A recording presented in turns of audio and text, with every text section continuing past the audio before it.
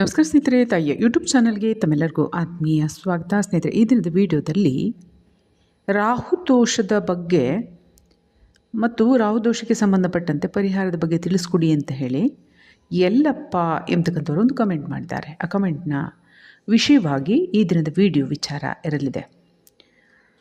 Video ಇಷ್ಟ ಆದರೆ like ಮಾಡಿ, ಶೇರ್ ಮಾಡಿ, ಅನ್ನರಿಗೂ ಕೂಡ ವಿಡಿಯೋಗಳನ್ನು ಶೇರ್ ಮಾಡಿ ಮತ್ತು ಚಾನಲ್ಗೆ ಸಬ್ಸ್ಕ್ರೈಬ್ ಆಗಿಲ್ಲ ಅಂದರೆ ಸಬ್ಸ್ಕ್ರೈಬ್ ಆಗಿ ಆಲ್ ಎಂಬತಕ್ಕಂಥ ಬೆಲ್ ಬಟನ್ ಕೂಡ ಕ್ಲಿಕ್ ಮಾಡಿ. ಇದು ವಿಡಿಯೋನ ಅಪ್ಲೋಡ್ ಮಾಡಿದ ತಕ್ಷಣ ನಿಮಗೆ ನೋಟಿಫಿಕೇಷನ್ ಸಿಗುತ್ತೆ. ಹೊಸ ವೀಡಿಯೋಗಳನ್ನು ವೀಕ್ಷಿಸ್ಬೋದು.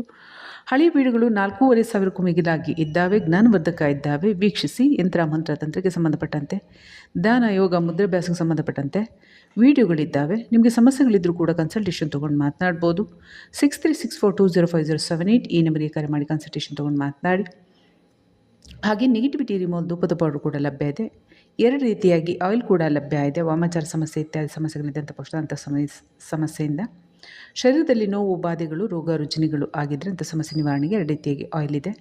ಹಣಕಾಸಿನ ಸಮಸ್ಯೆಗಳಾಗಿದ್ದರೆ ವಾಮಾಚಾರ ಸಮಸ್ಯೆಯಿಂದ ಇತ್ಯಾದಿ ಸಮಸ್ಯೆಯಿಂದ ಅಂಥ ಸಮಸ್ಯೆ ನಿವಾರಣೆಗೆ ಲಕ್ಷ್ಮೀಕೃಪಾ ಪ್ರಾಪ್ತಿ ಧೂಪದ ಪೌಡರ್ ಕೂಡ ಲಭ್ಯ ಇದೆ. ಇದು ನೀವು ಮನೆಗಳಲ್ಲಿ, ಅಂಗಡಿ, ಮಳಿಗೆ ಮುಂಗಟ್ಟುಗಳಲ್ಲಿ ಹಾಕ್ಕೋಬೋದು. ಇದರಿಂದ ಸಕಾರಾತ್ಮಕ ವಾತಾವರಣ ನಿರ್ಮಾಣ ಆಗಿ ಹಣಕಾಸಿನ ಅನುಕೂಲ ನಿರ್ಮಾಣ ಆಗುತ್ತೆ. ತಾಂತ್ರಿಕ ಬಾಧೆಗಳು ನಿವಾರಣೆ ಆಗ್ತವೆ. ಹಾಗೆ ಮದ್ದು ಹಾಕಿದರೆ ಅಂಥ ಸಮಸ್ಯೆ ನಿವಾರಣೆಗೆ ಔಷಧಿ ಲಭ್ಯ ಇದೆ. ಹುಳುಕಲ್ ನೋವಿನ ಸಮಸ್ಯೆ ಇದ್ದಂಥ ಪಕ್ಷದಲ್ಲಿ ಅಂಥ ಸಮಸ್ಯೆ ನಿವಾರಣೆಗೆ ಔಷಧಿ ಲಭ್ಯ ಇದೆ. ಹಾಗೆ ಯಾರಿಗೆ ಜ್ಞಾನದ ಕೊರತೆ ಇದೆ, ಮರುವಿನ ಸಮಸ್ಯೆ ಇದೆ ಅಂಥ ಸಮಯದಲ್ಲಿ ಮಕ್ಕಳು ದೊಡ್ಡವರು ಯಾರು ಬೇಕಾದರೂ ಕೂಡ ಔಷಧಿ ಸೇವನೆಯನ್ನು ಮಾಡ್ಬೋದು. ಈ 3 ಔಷಧಿಗಳು: ಒಂದು ಹುಳುಕಲ್ ನೋವಿಗೆ ಸಂಬಂಧಪಟ್ಟಂಥ ಔಷಧಿ, ಹೊಟ್ಟೆಗೆ ಮದ್ದಾಕಿದರೆ ಆ ಸಮಸ್ಯೆ ನಿವಾರಣೆಗೆ ಔಷಧಿ, ಹಾಗೆಯೇ ಮತ್ತೊಂದು ಜ್ಞಾನದ ಇಂಪ್ರೂವ್ಮೆಂಟ್ಗಾಗಿ ಇರ್ತಕ್ಕಂಥ ಔಷಧಿಯನ್ನು ವಯಸ್ಸಿನ ತಾರತಮ್ಯ ಇಲ್ಲದೆ ಯಾರು ಬೇಕಾದರೂ ಪ್ರಮಾಣದ ರೂಪದಲ್ಲಿ ತಗೋಬೋದು. ಈಗ ಹೇಳಿದಂಥ ನಂಬರ್ಗೆ 6364205078 ಈ ನಂಬರ್ಗೆ ಕರೆ ಮಾಡಿ ಆರ್ಡ್ರ್ ಮಾಡ್ಬೋದು. ಈಗ ವಿಡಿಯೋದ ವಿಚಾರಕ್ಕೆ ಬರೋಣ. ರಾಹುದೋಷಕ್ಕೆ ಪರಿಹಾರಕ್ಕೆ ಸಂಬಂಧಪಟ್ಟಂತೆ ಗಮನಿಸೋದಾದರೆ, ಜಾತಕದ ಅಂದರೆ ಯಾರು ಜಾತಕ ವ್ಯಕ್ತಿ ಇರ್ತಾರೆ ಆ ವ್ಯಕ್ತಿಯ ಹುಟ್ಟಿನ ಸಮಯಕ್ಕೆ ರಾಹುಗ್ರಹದ ಸ್ಥಿತಿ ಜಾತಕದಲ್ಲಿ, ಅಂದರೆ ಕುಂಡಲಿ ಅಂತ ಕರೀತಾರೆ ಜಾತಕಕ್ಕೆ, ಅಲ್ಲಿ ಯಾವ ಸ್ಥಾನದಲ್ಲಿದೆ ಮತ್ತು ಅದು ದೋಷಪೂರಿತವಾಗಿದೆಯೋ ಅಥವಾ ಅನುಕೂಲಪ್ರದವಾಗಿದೆಯೋ ಅನ್ನೋದು ಮುಖ್ಯ ಆಗುತ್ತೆ. ಒಂದು. ಎರಡನೇದಾಗಿ, ಮನುಷ್ಯನಿಗೆ ಯಾವ ವಯಸ್ಸುಗಳು ಆಗಿದೆ ಆ ವಯಸ್ಸಿನ ಅನುಸಾರವಾಗಿ ಶಾಸ್ತ್ರ ಕೇಳ್ತಕ್ಕಂತಹ ಅಥವಾ ಸಮಸ್ಯೆಗಳು ನಡೀತಕ್ಕಂಥ ಸಂದರ್ಭ ಏನಿದೆ ಆ ಸಂದರ್ಭದಲ್ಲಿ ಜಾತಕದಲ್ಲಿನ ವ್ಯಕ್ತಿ ಯಾರಿರ್ತಾರೆ ಆ ವ್ಯಕ್ತಿಗೆ ಪ್ರಸ್ತುತ ಇರ್ತಕ್ಕಂಥ ಸಮಯದಲ್ಲಿ ರಾಹುಗ್ರಹದ ದೃಷ್ಟಿ ಅಥವಾ ರಾಹುಗ್ರಹದ ಜಾತಕದಲ್ಲಿ ಸ್ಥಾನ ಹೇಗಿದೆ ಮತ್ತು ಇರ್ತಕ್ಕಂತಹ ಸಮಸ್ಯೆಗಳು ಏನು ಎಂಬತಕ್ಕಂಥದ್ದನ್ನು ಒಟ್ಟಾರೆಯಾಗಿ ಲೆಕ್ಕಾಚಾರವನ್ನು ಮಾಡಬೇಕು. ರಾಹುದೋಷ ಇದ್ದಂಥ ಮಾತ್ರಕ್ಕೆ ಎಲ್ಲರಿಗೂ ಒಂದೇ ಸಮನಾದಂತಹ ಸಮಸ್ಯೆಗಳು ಉದ್ಭವವಾಗುವುದಿಲ್ಲ. ಮನುಷ್ಯನಲ್ಲಿ ನೀವು ಸಮಸ್ಯೆಗಳನ್ನು ಕಾಣ್ತೀರಾ. ಸಾವಿರಾರು ಸಮಸ್ಯೆಗಳು ರಾಹುದೋಷ ಇದ್ದಂತಹ ಪಕ್ಷದಲ್ಲಿ ಭಿನ್ನ ಭಿನ್ನವಾಗಿ ನಡೀತಕ್ಕಂಥದ್ದನ್ನು ನೀವು ಗಮನಿಸಿದ್ದೀರಾ, ನೋಡ್ಬೋದು. ಪ್ರಸ್ತುತ ಈಗಲೂ ಕೂಡ ಮನುಷ್ಯರು ಇದ್ದಾರೆ ಭೂಮಿ ಮೇಲಲ್ವಾ. ಸಾಕಷ್ಟು ಜನರಿಗೆ, ಕೋಟ್ಯಾನುಕೋಟಿ ಜನರಿಗೆ ರಾಹುದೋಷ ಅಥವಾ ರಾಹು ದೆಸೆ ಎಂಬತಕ್ಕಂಥದ್ದು ಕೂಡ ನಡೀತಾ ಇರುತ್ತೆ.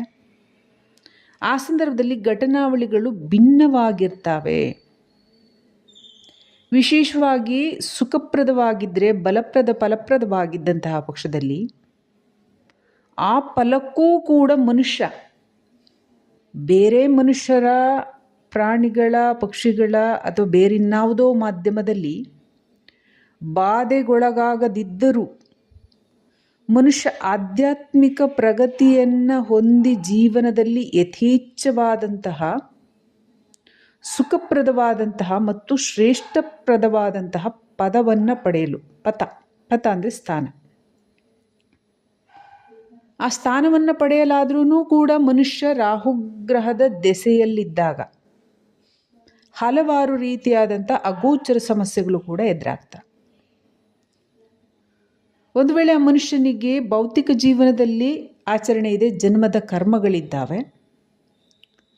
ಆ ಜನ್ಮದ ಕರ್ಮಗಳ ಕಾರಣದಿಂದ ಹುಟ್ಟಿದಂಥ ಸಮಯದಲ್ಲೂ ಕೂಡ ರಾಹುಗ್ರಹ ಸ್ಥಾನ ಶುದ್ಧವಾಗಿಲ್ಲ ಮತ್ತು ದೋಷಪೂರಿತವಾಗಿದೆ. ದೃಷ್ಟಿ ಕೂಡ ದೋಷಪೂರಿತವಾಗಿದೆ. ಈಗ ಮನುಷ್ಯನಿಗೆ ಯಾವ ವಯಸ್ಸಿನಲ್ಲಿ ಸಮಸ್ಯೆ ಆಗ್ತಾ ಇದೆ, ಈ ಸಂದರ್ಭದಲ್ಲೂ ಕೂಡ ಸಮಸ್ಯೆಗಳಾಗ್ತಾ ಇದೆ ಅಂದರೆ ಜಾತಕದ ಕರ್ಮಗಳು ಯಥೇಚ್ಛವಾಗಿ ಹಾನಿಗೊಳಪಟ್ಟಿರ್ತವೆ. ಯಾವಾಗ?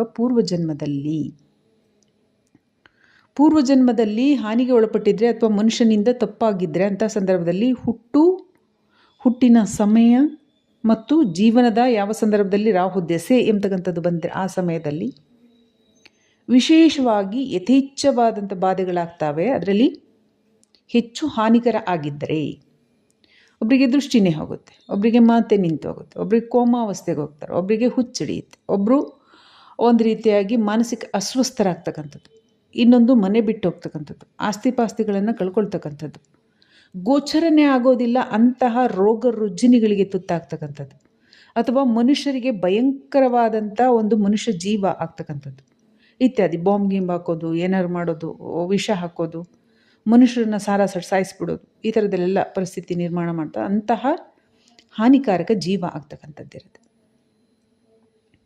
ಈಗ ನಮಗೆ ಅದಕ್ಕೆ ಪರಿಹಾರವನ್ನು ನೀವು ತಿಳಿಸಿ ಅಂದರೆ ಆಧ್ಯಾತ್ಮಿಕದಲ್ಲಿ ಪರಿಹಾರಗಳು ಭಿನ್ನ ರೀತಿಯಾಗಿ, ಅಂದರೆ ಅವರಿಗೆ ಶ್ರೇಯಸ್ಕರ ಸ್ಥಿತಿಯನ್ನು ಪಡಿತಕ್ಕಂಥದ್ದಿರುತ್ತೆ. ಅದಕ್ಕೂ ಕೂಡ ರಾಹುದೇವನ ಕೃಪೆ ಇರುತ್ತೆ. ಒಂದು ಯೋಗಿ ಆಗ್ತಾರೆ ಅಥವಾ ಇನ್ನೊಂದು ದೋಷಿ ಆಗ್ತಾರೆ, ಒಂದು ಒಳ್ಳೆಯದಾಗ್ತಾರೆ, ಇಲ್ಲ ಇನ್ನೊಂದು ಕೆಟ್ಟದ್ದಾಗ್ತಾರೆ. ಯೋಗಿ ಆಗಬೇಕಂದ್ರೂ ಮನುಷ್ಯ ಕಷ್ಟಪಡಲೇಬೇಕು. ಪರೀಕ್ಷೆ ಮಾಡದೆ ಅಥವಾ ಆ ಮನುಷ್ಯ ಜೀವನದಲ್ಲಿ ಆಧ್ಯಾತ್ಮಿಕ ಸಮಸ್ಯೆಗಳನ್ನು ಎದುರಿಸ್ತೇನೆ ಫಲ ಸಿಗೋದೇ ಇಲ್ಲ. ಸಾಮಾನ್ಯ ಜೀವನವನ್ನು ಮಾಡ್ತಾ ಇದ್ರು ಅಷ್ಟೇ, ಪೂರ್ವಜನ್ಮದ ಕರ್ಮಗಳನ್ನು ತೀರಿಸಲಿಕ್ಕೆ ಅಥವಾ ಪೂರ್ವಜನ್ಮದ ತಪ್ಪುಗಳನ್ನು ಅನುಭವಿಸ್ಲಿಕ್ಕೆ ಅಗಾಧವಾದಂಥ ಸಮಸ್ಯೆಗಳನ್ನು ಕೂಡ ಮನುಷ್ಯ ಎದುರಿಸಬೇಕಾಗತ್ತೆ. ಅದಕ್ಕೆ ಕಾಳಸರ್ಪ ದೋಷ ಅಂತಾನು ನಾವು ಕರೀತೇವೆ. ರಾಹು ದೆಸೆ ನೀಡ್ತಕ್ಕಂಥ ಸಂದರ್ಭದಲ್ಲಿ ವಿಶೇಷವಾಗಿ ತಾಂತ್ರಿಕ ಮಾಂತ್ರಿಕ ವಾಮಾಚಾರ ಆಗ್ತವೆ. ಇದರಲ್ಲಿ ವಿಶೇಷವಾಗಿ ಜಾತಕದಲ್ಲಿ ದೋಷ ಇದ್ದರೆ ಪೂರ್ವಜನ್ಮದ ಕರ್ಮಗಳು ಅಶುದ್ಧ, ಬಾಧೆಗೆ ಒಳಪಟ್ಟಿರುತ್ತೆ ಜೀವ. ಅಂದರೆ ಆ ಜೀವ ಬೇರೆಯವರಿಗೆ ಬಾಧೆ ಕೊಟ್ಟಿರ್ತಾರೆ. ಆ ಜೀವಗಳು ಈ ಜನ್ಮದಲ್ಲಿ ಹುಟ್ಟಿ ವಾಮಾಚಾರವನ್ನು ಮಾಡಲಿಕ್ಕೆ ತಯಾರಿರ್ತಾವೆ. ಅಂದರೆ ಆತ್ಮಗಳನ್ನು ಬಿಡ್ತಕ್ಕಂಥದ್ದು ಇತ್ಯಾದಿ ಸಮಸ್ಯೆಗಳನ್ನು ಮಾಡ್ತಕ್ಕಂಥದ್ದು ಇಂಥದಕ್ಕೆ ತಯಾರಿರ್ತಾವೆ.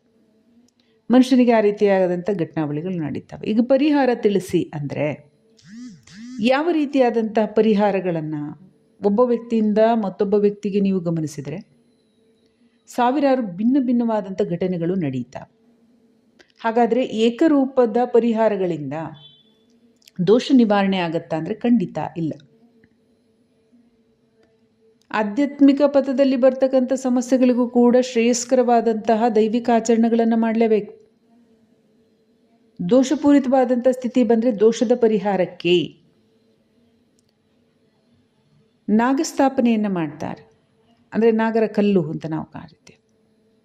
ಅದು ಸ್ಥಾಪನೆಯನ್ನು ಮಾಡಿ ಪೂಜೆಯನ್ನು ಮಾಡ್ತಕ್ಕಂಥದ್ದು, ದಾನ ಧರ್ಮವನ್ನು ಮಾಡ್ತಕ್ಕಂಥದ್ದು, ಅನ್ನದಾನವನ್ನು ಮಾಡ್ತಕ್ಕಂಥದ್ದು, ವಸ್ತ್ರದಾನವನ್ನು ಮಾಡ್ತಕ್ಕಂಥದ್ದು. ಇಂತಹ ಸಂದರ್ಭದಲ್ಲಿ ಸಂತಾನ ಆಗದೇ ಇದ್ದರೆ, ಜಮೀನು ಕೈಬಿಟ್ಟು ಹೋಗಿದ್ರೆ ಅದು ಫಲ ಲಭ್ಯ ಆಗ್ತಕ್ಕಂಥದ್ದು, ಅಥವಾ ಕುಷ್ಠರೋಗದ ರೀತಿಯಾಗಿ ಅಥವಾ ಇತ್ಯಾದಿ ಚರ್ಮ ರೋಗಗಳೇನು ಬಂದಿರ್ತಾವೆ ಅಂಥ ಸಮಸ್ಯೆಗಳು ನಿವಾರಣೆ ಆಗ್ತದೆ. ಈಗ ಒಬ್ಬರು ಇದಾಗೆ ಬಿಟ್ಟಿರ್ತಾರೆ, ಬೆಡ್ ರಿಡನ್ ಆಗಿಬಿಟ್ಟಿರ್ತಾರೆ, ಅಂದರೆ ಕೋಮಾವಸ್ಥೆಗೆ ಹೋಗ್ಬಿಟ್ಟಿರ್ತಾರೆ, ಬುದ್ಧಿಮಾಂದ್ಯರಾಗಿರ್ತಾರೆ, ಹುಚ್ಚಿಡ್ತಿರುತ್ತೆ, ವಾಮಾಚಾರ ಸಮಸ್ಯೆಗೆ ತುತ್ತಾಗಿ ವಿಪರೀತ ಮನುಷ್ಯನಿಗೆ ಇಡ್ತಾನೆ ಇಲ್ಲ, ರೋಗ ರುಜಿನಿ ಇತ್ಯಾದಿ ಏನೋ ಒಂದು ಸ್ಥಿತಿ ಹಾನಿಕಾರಕ ಸ್ಥಿತಿಗೆ ಒಳಪಟ್ಟಿರ್ತಾರೆ. ಹಾಗಾದರೆ ಪರಿಹಾರ ಹೇಗೆ? ಪೂರ್ವಜನ್ಮಗಳಿಗೆ ಕರ್ಮಗಳಿಗೆ ಸಂಬಂಧಪಟ್ಟಂತೆ ನವಗ್ರಹ ಪೂಜೆ ಮತ್ತು ನಾಗದೋಷದ ಪೂಜೆಗಳನ್ನು ಅವಶ್ಯವಾಗಿ ಮಾಡಿಸಿ, ಅದು ಒಂದು ಸಾರಿ ಇಲ್ಲ ಅಂದ್ರೂ 6 ತಿಂಗಳಿಗೆ, ವರ್ಷಕ್ಕೊಂದು ಸಾರಿ ಈ ರೀತಿಯಾಗಿ ಪದೇ ಪದೇ ನಿಮ್ಮ ಪರಿಹಾರ ಆಗ್ತಕ್ಕಂಥ ಅವಸ್ಥೆಯನ್ನು ನೀವು ನೋಡಿಕೊಂಡು, ಸಮಸ್ಯೆಗಳ ಅವಸ್ಥೆಯನ್ನು ನೋಡಿಕೊಂಡು ಪದೇ ಪದೇ ಮಾಡಿಸ್ಬೇಕು. ನಂತರದಲ್ಲಿ ನೀವು ನವಗ್ರಹಗಳನ್ನು ಎಷ್ಟೇ ಪೂಜೆ ಮಾಡಿದ್ರು, ರಾಹುದೇವನನ್ನು ಎಷ್ಟೇ ಪೂಜೆ ಮಾಡಿದ್ರು, ಯಾವುದೇ ಪರಿಹಾರವನ್ನು ನೀವು ಮಾಡ್ಕೊಂಡು ಬಂದ್ರೂ ಅದು ಪರಿಹಾರ ಆಗೋದಿಲ್ಲ. ಯಾವಾಗ? ಎಲ್ಲಿವರೆಗೆ ನೀವು ನಿಮ್ಮ ಮನೆಯಲ್ಲಿ ಆಚರಣೆಗಳನ್ನು ಸರಿಯಾಗಿಟ್ಕೊಂಡು ಧಾರ್ಮಿಕ ಆಚರಣೆಗಳನ್ನು ಮಾಡ್ತಾ, ಶುದ್ಧಾಚರಣೆಯನ್ನು ಮಾಡ್ತಾ, ನಿಮ್ಮ ಮನೆದೈವ ಕುಲದೈವವನ್ನು ಮತ್ತು ನಿಮ್ಮ ಪಿತೃಗಳನ್ನು ಸಂತುಷ್ಟಗೊಳಿಸದಿದ್ದರೆ, ಗಮನಿಸಿ, ನಿಮ್ಮ ದೋಷಗಳು ಎಲ್ಲಿವರೆಗೆ ಪರಿಹಾರ ಆಗೋದಿಲ್ಲ? ನಿಮ್ಮ ಮನೆದೈವ ಕುಲದೈವದ ಆರಾಧನೆ ಪೂಜಾ ಕೈಕರ್ಯಗಳನ್ನು ನಿರಂತರವಾಗಿ ಮಾಡುತ್ತಾ,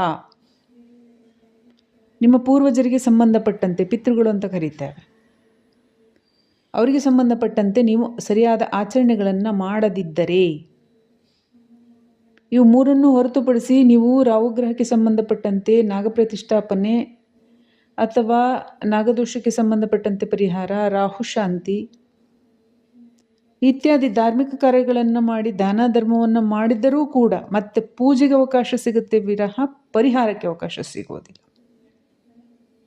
ಹಾಗಾಗಿ ಮೊದಲು ಮನೆ ದೈವ ಪಿತೃಗಳು ಇವರಿಗೆ ಆಚರಣೆಯನ್ನು ನೀವು ಎಂಥ ಕಷ್ಟಕಾಲದಲ್ಲೂ ನೀವು ಮಾಡಿ, ನಂತರದಲ್ಲಿ ಮನೆಯಲ್ಲಿರ್ತಕ್ಕಂಥ ಸದಸ್ಯರಾಗಿರ್ಬೋದು, ಮಕ್ಕಳಾಗಿರ್ಬೋದು, ಯಾರೇ ಆಗಿರ್ಬೋದು, ಅವ್ರು ಯಾರೇ ಇದ್ದಂತಹ ಸಂದರ್ಭದಲ್ಲೂ ಆಗ ನೀವು ಪರಿಹಾರವನ್ನು ಮಾಡಿಕೊಂಡ್ರೆ ರಾಹುಗ್ರಹ ಶಾಂತಿ, ಕೇತುಗ್ರಹ ಶಾಂತಿ, ನವಗ್ರಹ ಶಾಂತಿ, ಗಣಪತಿ ಹೋಮ, ಹಾಗೆಯೇ ಕಾಳಸರ್ಪ ದೋಷಕ್ಕೆ ಸಂಬಂಧಪಟ್ಟಂತಹ ಪರಿಹಾರಗಳನ್ನು ನೀವು ಮಾಡಿಕೊಂಡ್ರೆ, ದಾನ ಧರ್ಮವನ್ನು ಮಾಡಿದ್ರೆ ನಿಮಗೆ ಮಾತ್ರ ಅಲ್ಲ ಕುಟುಂಬಕ್ಕೂ ಕೂಡ ಒಳಿತು, ರೋಗ ರುಜಿನಿಗಳಿಂದ ಮುಕ್ತ, ವಾಮಾಚಾರ ಬಾಧೆಗಳಿಂದ ಮುಕ್ತ. ಇದು ಒಂದು ಸರಿಗೆ ಆಗೋದಿಲ್ಲ. ನಿಮ್ಮ ದೋಷಗಳು ಎಷ್ಟಿರುತ್ತೆ, ಈಗ ಒಬ್ರಿಗೆ ಮಾಡಿಸ್ಕೋತಾರೆ ಕುಟುಂಬದಲ್ಲಿ, ಒಬ್ರಿಗೆ ಮತ್ತೊಬ್ರಿಗೂ ಇರುತ್ತೆ. ಅವ್ರ ಕರ್ಮ ಇವ್ರು ಓದ್ಕೊಳ್ಳೋಕ್ಕಾಗೋಲ್ಲ, ಇವ್ರ ಕರ್ಮ ಅವ್ರು ಓದ್ಕೊಳ್ಳೋಕ್ಕಾಗೋದಿಲ್ಲ. ಇಂದಿನ ಜನಗಳು ಬೇಕಾದಷ್ಟು ಸಮಸ್ಯೆ ಮಾಡಿದ್ದಾರೆ ಅಂತ ಇಟ್ಕೊಳ್ಳಿ, ಅವರಿಗೆ ತೊಂದರೆ ಕೊಟ್ಟಿದ್ದಾರೆ, ಮೋಸ ಮಾಡಿದ್ದಾರೆ, ಹಣ ಕಿತ್ತಿದ್ದಾರೆ, ಜಮೀನು ಕಿತ್ತಿದ್ದಾರೆ, ಜೀವನ ಕಿತ್ತಿದ್ದಾರೆ, ಏನೇನೋ ಹಾಳು ಮಾಡಿದ್ದಾರೆ, ಏನೇನು ಅಂದ್ಕೊಳ್ಳಿ. ಈಗ ಒಬ್ರದ್ದು ಪರಿಹಾರ ಆಯಿತು, ಮತ್ತೆ ನನ್ನ ಮನೇಲಿ ಇನ್ನೊಂದು 3-4 ಜನ ಉಳ್ಕೊಂಡ್ರು. ಅಂತಹ ಸಂದರ್ಭದಲ್ಲಿ ಏನಾಗುತ್ತೆ, ಒಬ್ಬರ ಪರಿಹಾರ ಎಲ್ಲರಿಗೂ ಆಗೋದಿಲ್ಲ. ಅವರ ಕರ್ಮಗಳಲ್ಲೂ ಕೂಡ ವ್ಯತ್ಯಾಸ ಎಂಬತಕ್ಕಂಥದ್ದಿರುತ್ತೆ. ಅದರಿಂದಾಗಿ ಪದೇ ಪದೇ ಪೂಜೆಯನ್ನು ಮಾಡಿಕೊಂಡ್ರೆ ಭಗವಂತ ಲೆಕ್ಕಾಚಾರವನ್ನು ಮಾಡ್ತಾರೆ ಮತ್ತು ಅನುಕೂಲವನ್ನು ಕೂಡ ನೀಡ್ತಾರೆ.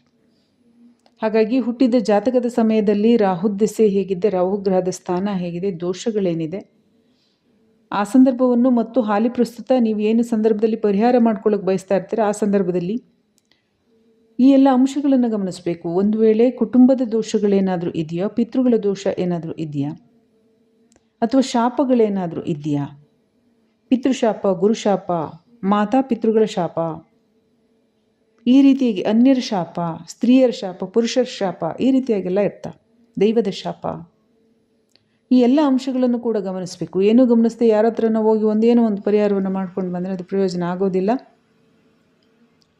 ಬದಲಿಗೆ ಮನೆದೈವ ಕುಲದೈವವನ್ನು ಪೂಜೆ ನೀವು ಮಾಡಿಕೊಂಡು ಪಿತೃಗಳನ್ನು ನೀವು ಒಲಿಸ್ಕೊಂಡಿದ್ದು ಒಂದು ಪೂಜೆಯನ್ನು ನೀವು ಮಾಡಿಸಿದ್ರೂ ಕೂಡ ಅದರಲ್ಲಿ ಅನುಕೂಲ ಆಗಿ ಮತ್ತೆ ಮಾರ್ಗದರ್ಶನವನ್ನು ಕೊಡ್ತಾರೆ.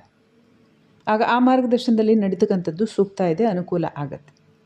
ಹಾಗಾಗಿ ರಾಹುದೆಸೆ, ರಾಹುದೋಷ ಎಂಬತಕ್ಕಂಥದ್ದು ಒಬ್ಬರಿಗಿಂತ ಮತ್ತೊಬ್ಬರಿಗೆ ಭಿನ್ನ ಭಿನ್ನ, ಸ್ತ್ರೀ ಆಗಿರ್ಬೋದು, ಪುರುಷ ಆಗಿರ್ಬೋದು, ಚೇಂಜ್ ಆಗುತ್ತೆ. ಆದರೆ ಅವರವರ ಕರ್ಮಗಳ ಅನುಸಾರವಾಗಿ ಘಟನೆಗಳೇ ನಡೀತಾವೆ ವಿನ ಮನುಷ್ಯ ಅಂದ ಮಾತ್ರಕ್ಕೆ ಎಲ್ಲರಿಗೂ ಏಕಸಮಾನವಾದಂಥ ಘಟನೆಗಳು ಜರುಗೋದಿಲ್ಲ, ನಡೆಯೋದಿಲ್ಲ.